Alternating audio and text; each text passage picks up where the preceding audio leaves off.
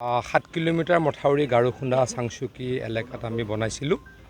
এটাত 4 কিলোমিটাৰ, এটা 3 কিলোমিটাৰ। দুয়োটা মথাউৰিৰে 85% ইতিমধ্যে সম্পূৰ্ণ হৈছে। সকলোৱে ভালকৈ হোৱা বুলিয়ে কৈছে, ময়ো ভাল হোৱা বুলিয়ে দেখিছোঁ। আৰু অলপ কমপ্লিট হ'বলৈ বাকী আছে 15%, সেইখিনিও জলদি শেষ কৰি দিয়া যাব।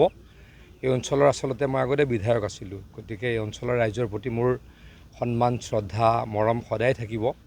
আৰু যদি কেতিয়াবা কিবা কৰিব পাৰোঁ নিশ্চয়কৈ কৰিম। আৰু বৰ্তমানৰ বহমপুৰ সমষ্টিত আৰু হয়তো 10 কিলোমিটাৰ মথাউৰি কৰিব লাগিব, যিটো গোস্বামী ডাঙৰীয়াই এইকেইদিন মোক সদায় কৈ আছে যে অপজিট ছাইডে, আমি য'ত আছোঁ তাৰ অপজিট ছাইডে 10 কিলোমিটাৰমান মথাউৰি কৰিব লগা আছে। চেষ্টা কৰিম এই বছৰে কৰি দিয়াৰ কাৰণে, তেতিয়া হয়তো আমাৰ এই বহমপুৰ সমষ্টিটো বানপানীমুক্ত হৈ যাব। আমাৰ যি আশা, আমাৰ যি আকাংক্ষা যে অসমক বানপানীমুক্ত কৰিব লাগে, 70% আমি এচিভ কৰিছোঁ আৰু অলপ কৰিব লগা আছে। আকৌ কৈছোঁ এই বহমপুৰ সমষ্টিটোতে আৰু যদি 8 কিলোমিটাৰ 9 কিলোমিটাৰ মথাউৰি কৰি দিওঁ, এইটো কমপ্লিটলি ফ্লাড ফ্ৰী হৈ যাব। কেতিয়াবা ব্ৰিজ হ'ব এটা বেলেগ কথা, কিন্তু আমি এটা নতুন টেকন'লজিৰে কৰিছোঁ, সেইটো ব্ৰিজ হ'বলৈও নোৱাৰিব।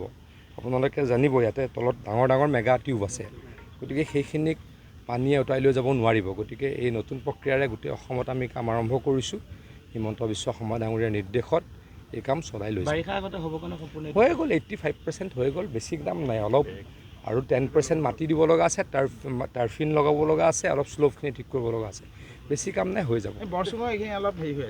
যি কৰিব লাগে চব কৰিলে।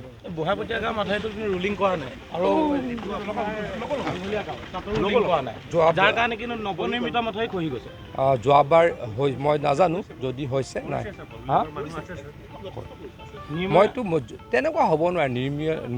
নিম্নমানৰ কামটোতো আমাৰ সময়ত হ'ব নোৱাৰে। আপোনালোকে দেখিছে আমি কাকো ৰেহাই দিয়া নাই। আপোনালোকে যিহেতু ক'লে মই এতিয়া চেক কৰিম এখেতলোকৰ লগত। ইয়াতে যে আহিছোঁ তেখেতলোকে ফটোসহ লৈ আহিছে।